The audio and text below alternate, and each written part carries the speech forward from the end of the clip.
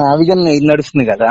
అవునండి చూసాను. అది ఏంటంటే ఈ పచ్చ మీడియా గానీ, ఈ పచ్చ బ్యాచ్ గానీ వీళ్ళందరూ కొంచెం ఈ నెగిటివ్ ట్రెండ్ గానీ ఇట్లా ట్రాల్స్ అవి ఇవి చేయటం ఎన్ని చేస్తా ఉంటున్నారు. సో దీని మీద మనం ఏంటంటే ఒక పాజిటివ్ ట్రెండ్ చేద్దాం అని చెప్పి నేషన్ వైడ్ గా ఒకసారి నీకు కాల్ చేశాను. ఇప్పుడు నీ కాన్స్టిట్యున్సీలో ఉన్న వాళ్ళు గానీ వాళ్ళు ఉంటారు కదా, ఇంతకు ముందు చేసిన వాళ్ళు డియాక్టివేట్ అయిన అంటే వాళ్ళంతా అంత యాక్టివ్ గా లేని అకౌంట్స్ గానీ ఒక్కసారి వాళ్ళందరితో మాట్లాడి కొంచెం దీన్ని యాక్టివ్ గా మనం ట్రెండ్ చేయాలి నేషన్ వైడ్.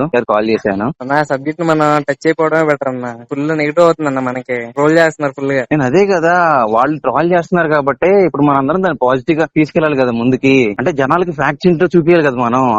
చూస్తేనే కదా జనాలకు అర్థమయ్యేది. ఇప్పుడు మనం ఇవన్నీ చూపించకపోతే కనుక జనాలు ఇప్పుడు వాళ్ళు అమ్ముతారు, వాళ్ళు చెప్పింది కరెక్ట్ అనుకుంటారు. అంటే మొన్నటి వరకు 3 రాజధానులు ఉన్నాం కదన్న, మళ్ళీ ఇప్పుడు మన మన ఎనలిస్టులే మనం రోల్ చేస్తున్నారన్న డిబేట్ లో. కేఎస్ ప్రసాద్ ఉన్నాడు కన్నా, మొన్న నేను కాల్ చేస్తే బూతులు ఒక్కటే వాడలేదు కానీ ఇంకా ఫుల్ గా తిట్టి వదిలేశాడు జగన్ అని. ప్రెస్ మీట్లు పెట్టిన ప్రతిసారి జోకర్ అవుతాడు, ఎందుకు ప్రెస్ మీట్లు పెట్టడం అలాంటప్పుడు అని చెప్పి ఫుల్ గా తిట్టాడు. ఆడి బొంద ఆడికి నైట్ తాగితే ఏం మాట్లాడతాడో వాడికి తెలియదు. వాడు ఏంటంటే వాడికి అపాయింట్మెంట్లు ఇవ్వటదని ఫ్రస్ట్రేషన్ తో వాడు 100 మాట్లాడతాడు. మేము గ్రౌండ్ లో ఉంటాం కదన్నా, మేము చూస్తాం కదా టీ షాపుల్లో అయినా ఎక్కడైనా, మేము బయట తిరుగుతాం కదా, కామెడీ చేసి వదిలేస్తున్నారన్న. అందుకని ఇప్పుడు మనం పాజిటివ్ ట్రెండ్ చేద్దాం అంటున్నా.